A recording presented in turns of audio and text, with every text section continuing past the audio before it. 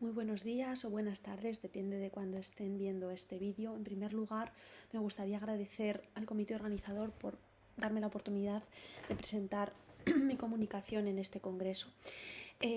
Soy Carla Oveja Ramírez de la Universidad de La Rioja, en España, y el título de la comunicación que voy a presentar hoy se titula Los cruces léxicos en lengua española, un análisis desde el punto de vista de la lingüística cognitiva. Como bien saben, la globalización y por ende las nuevas tecnologías han hecho que las barreras que existían tradicionalmente entre diferentes idiomas estén cada vez más difuminadas. Esta es una de las razones por las que hay procesos de formación de palabras que no eran muy frecuentes en un idioma en concreto, como puede ser en el español, por ejemplo, y que sin embargo, debido a la globalización y a la influencia de otras lenguas en el español, hay ciertos procesos que se están convirtiendo en cada vez más frecuentes. Estudiaremos uno de estos procesos en detenimiento en esta presentación. La formación de palabras ha sido una de las principales áreas de estudio dentro de la lexicología y la lexicografía. Y entre las principales funciones que subyacen a la creación de nuevos lexemas, encontramos, por ejemplo, que queremos rellenar ciertas lagunas léxicas, necesitamos nombrar nuevos elementos que tienen lugar en nuestro día a día, y también hay veces que simplemente lo que pretendemos es dotar al lenguaje de creatividad. Queremos ser creativos y lo hacemos a través del lenguaje, creando a veces nuevas palabras. Es cierto que tanto el inglés como el español utilizan los mismos procesos de formación de palabras, como pueden ser la derivación, la composición, los cruces léxicos o la reduplicación, pero cada lengua tiene sus preferencias. Si bien es cierto que los cruces léxicos habían sido tradicionalmente considerados como un proceso de formación de palabras poco frecuente, intentaremos demostrar en este rato que sí que son un proceso bastante frecuente, al menos en los últimos años. En cuanto al corpus de estudio, consiste en 200 cruces léxicos en español, tomados de las últimas actualizaciones de nuevos lexemas. Fueron creados todos ellos entre los años 2014 y 2019. Y todos estos nuevos lexemas o neologismos fueron tomados del Banco de Neologismos del Centro Virtual Cervantes. Tienen ahí un enlace a este repositorio que está en abierto. Aquí tienen un poco cómo encuentran, ¿no? ese banco de datos. En la imagen de la izquierda tienen un poco en qué consiste la búsqueda de neologismos y los agradecimientos, y cuando ya entramos en el motor de búsqueda podemos observar que existen neologismos tanto en español como en catalán. En nuestro caso nos hemos centrado únicamente en ejemplos del español. Se puede seleccionar el año en el que se han introducido esos neologismos, y podemos buscar por categoría gramatical y por tipo de neologismo. En nuestro caso hemos empezado en el año 2019 y hemos ido acercándonos más hacia el 2014, que es donde hemos terminado porque ya teníamos los 200 cruces léxicos que buscábamos. En cuanto al corpus y a la metodología, como decía, nos centraremos en los cruces léxicos, que se trata de un proceso de formación de palabras que ha sido considerado como poco frecuente en el español. Analizaremos los 200 cruces léxicos y compararemos los datos con el inglés.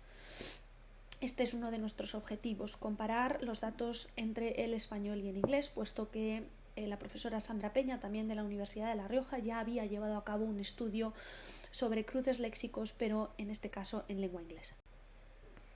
Pues bien, ¿qué son los cruces léxicos? Un cruce léxico resulta de la fusión de dos o más unidades léxicas, una de las cuales al menos ha sufrido un acortamiento que no respeta la segmentación morfológica regular.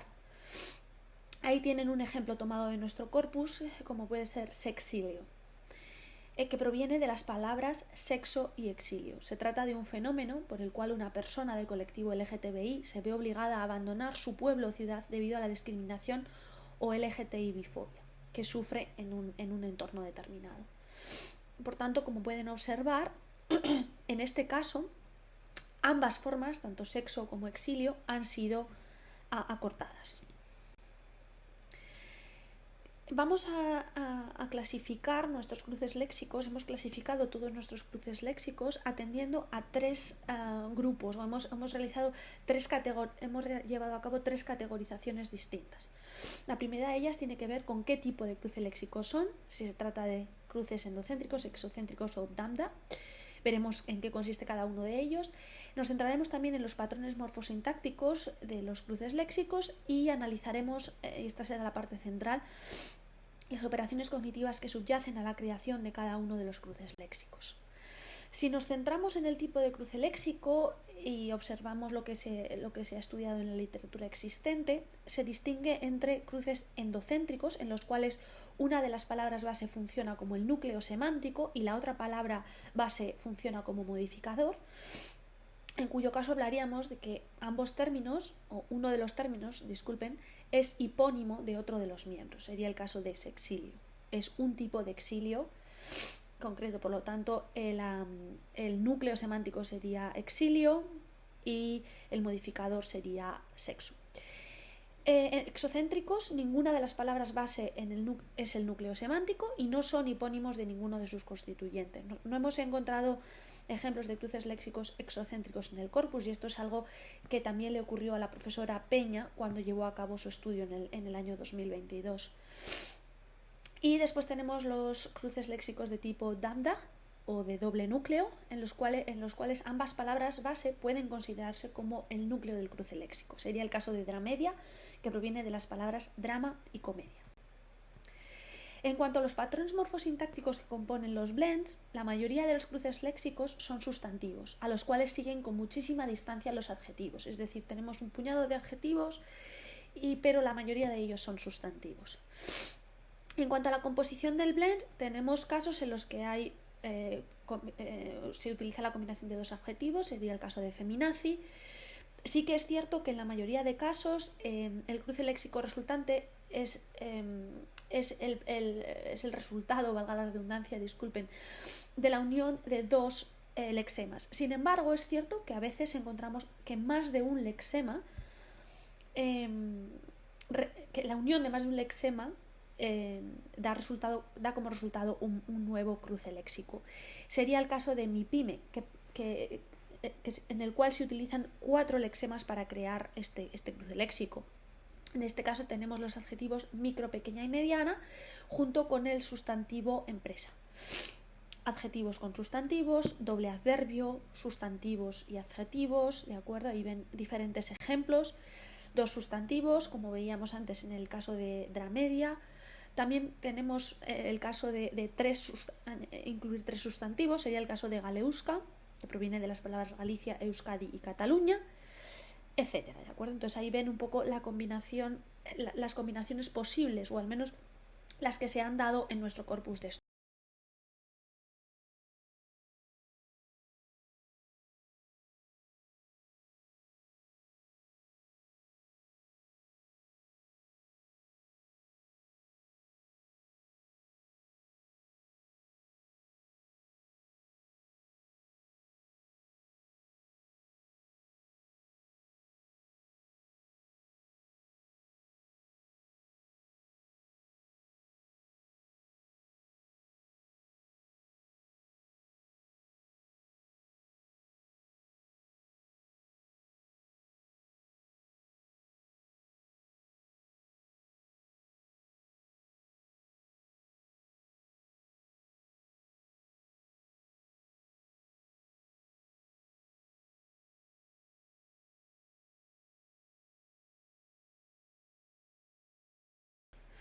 Las operaciones de contenido, en su caso, son mecanismos de bajo nivel que juegan un papel esencial en la deducción de inferencias en el proceso de la construcción de significado. Estos autores distinguen entre operaciones de identidad o de ASB, del tipo ASB, y operaciones de sustitución del tipo A por B. Dentro de las operaciones de identidad distinguimos la operación de correlación, que se basa en nuestra asociación de experiencias que ocurren en nuestra vida cotidiana. Cuando decimos su popularidad sigue creciendo, la popularidad se ve como un objeto ascendente, es decir, nosotros en nuestra experiencia sabemos que la cantidad y la altura coocurren, por ejemplo, cuando apilamos objeto o cuando vertemos líquidos en recipientes, y es por ello que podemos correlacionar estos dos elementos. En el caso de la comparación, identificamos similitudes o diferencias entre conceptos. En el caso de la comparación por semejanza, estamos buscando similitudes, mientras que en el caso de la comparación por contraste buscamos esas diferencias. El refuerzo y la mitigación son operaciones cognitivas e inversas, y gracias a ellas la magnitud escalar de un concepto se maximiza o se minimiza respectivamente. Sería el caso de este coche va más rápido que la luz. ¿De acuerdo? En este caso la velocidad escalar sería, el concepto escalar sería la velocidad. Y por último, el eco fue una noción propuesta dentro del marco de la teoría de la relevancia para explicar la ironía. Es decir, cuando estamos utilizando la ironía, hacemos un eco de algo que otra persona ha dicho o ha pensado, ¿vale? Decimos lo contrario de lo que otra persona ha dicho o ha contado. Por lo tanto, un eco sería hacemos un eco, de un estado de cosas que contradice el estado de cosas real. Por ejemplo, decir este niño es un ángel, cuando en realidad es muy travieso.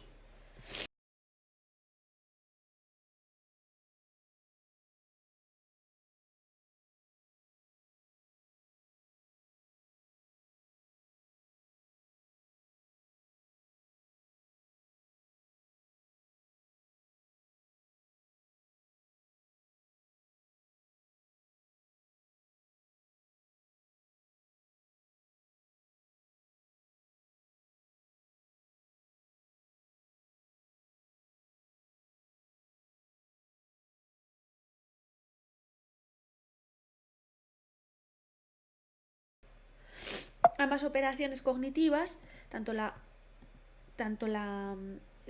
expansión como la reducción, tienen que ver con procesos metonímicos, como veremos más adelante. La parametrización tiene que ver con la complementación de una configuración general con material cognitivo más específico para ajustar el significado de la oración a requerimientos contextuales. Es decir, malo significa cosas diferentes dependiendo del contexto en el que se utilice. En mal tiempo significa desagradable, mientras que en mala decisión significa inapropiada. Y la generalización es un proceso por el cual una configuración específica proporciona acceso a una más general. Cuando decimos uno debe votar, uno se refiere a cualquier persona. Pues bien, en nuestro corpus de estudio, las operaciones cognitivas más frecuentes a la hora de crear nuevos cruces léxicos hemos encontrado que son la parametrización, el refuerzo, el contraste, la expansión y la reducción. Como decía, la expansión y la reducción operan cuando hay procesos metonímicos en juego. Y en ocasiones es cierto que existe una combinación de más de una operación cognitiva. Veamos un ejemplo de cada uno. El caso que hemos visto anteriormente, sexilio, que proviene de las palabras sexio y exilio, en este caso estaríamos ante un ejemplo de parametrización, ya que estamos haciendo referencia a que es un tipo de exilio concreto. Es un exilio a causa de la discriminación que sufre esta persona debido al sexo, ¿de acuerdo? Con lo cual estaríamos ante un ejemplo de cruce léxico formado gracias a la operación cognitiva de parametrización. Tenemos ejemplos de la operación cognitiva de refuerzo en el caso de feminazi, que proviene de las palabras feminista y nazi. Es un término que se utiliza con un sentido peyorativo en contra del feminismo en general o en contra de algunas feministas en particular, sobre todo aquellas a las que se percibe como radicales, con el argumento de que el feminismo no busca la igualdad entre hombres y mujeres. Estamos reforzando esa idea de que no solo es feminista, es que además es nazi, es decir, esa idea, ¿no? Y la reforzamos con el uso de estos dos lexemas juntos. La operación de contraste opera en la creación del cruce léxico burkini, que proviene de las palabras burka y bikini. Aparentemente estos dos elementos se contraponen, son opuestos. Algo que es un burka aparentemente no puede ser un bikini al mismo tiempo. Sin embargo, esto es posible ya que se ha creado un nuevo elemento, un nuevo objeto, que es un traje de baño para mujeres musulmanas que solo deja al descubierto cara, manos y pies. Y por tanto, a pesar de haber un contraste, se crea un cruce léxico gracias al mismo. En el caso de expansión tenemos el ejemplo de bicibirra, que proviene de las palabras bicicleta y birra. Estamos ante un caso de expansión porque aparentemente se trataría de un vehículo, una bicicleta, en la cual se sirve cerveza.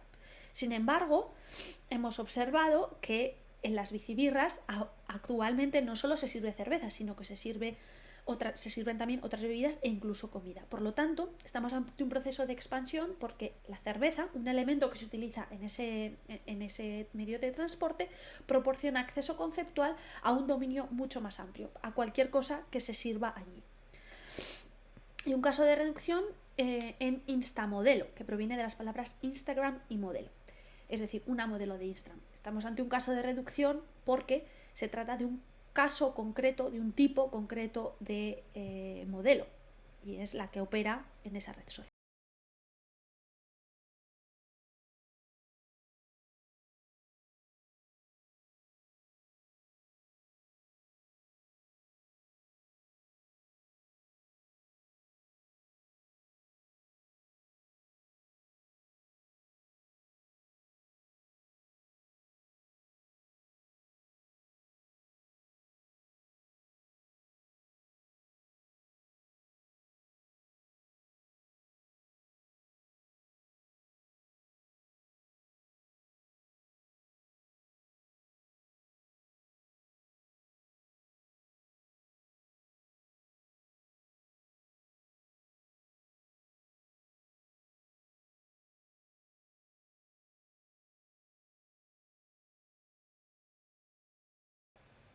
Y eso sería todo por mi parte. Muchísimas gracias por su atención.